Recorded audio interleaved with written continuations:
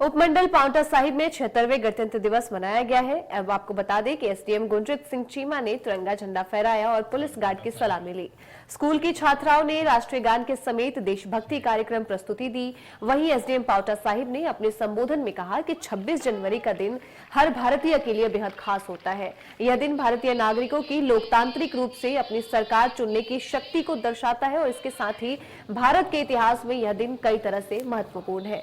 यही वजह है कि इस दिन को पूरे देश में हर्षोल्लास और उत्साह के साथ मनाया जाता है। इस राष्ट्रीय त्योहार की अपनी अलग ही खासियत है, जिसके चलते लोग इसे धूमधाम से सेलिब्रेट करते हैं।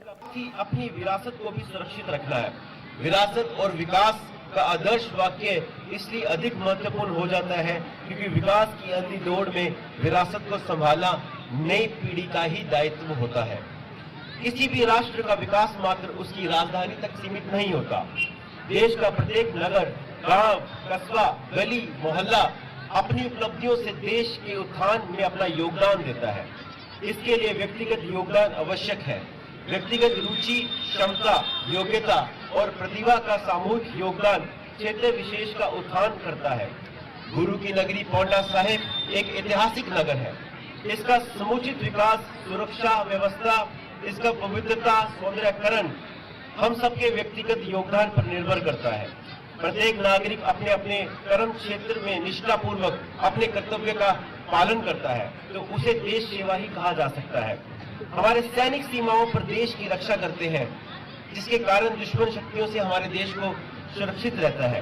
किंतु हमें अपने देश को सामाजिक कुरीतियों, सांप्रदायिकता, नशा और आंतरिक कलह जैसी भीतरी दुश्मनों से भी बचाना है। इसके लिए हमें सीमा पर लड़ने वाले सिपाही हमारे मध्य नहीं आएंगे। यह कार्य हम सभी नागरिकों को मिलकर अपने विवेक और अपने सौहार्द से ही पूर्ण करना होगा। हमारे पांवटा साहिब को यहाँ एक और हमारे वरिष्ठ नागरिकों की अनुभव पीढ़ी का लाभ मिल रहा है। वहीं दूसरी ओर नई पीढ़ी शिक्षा में, खेलकूद में, प्रशासनिक सेवा में, राजनीति में, अर्थशास्त्र में, विज्ञान में भविष्य बनाकर नया नया कीर्तिमान स्थापित कर रहे हैं।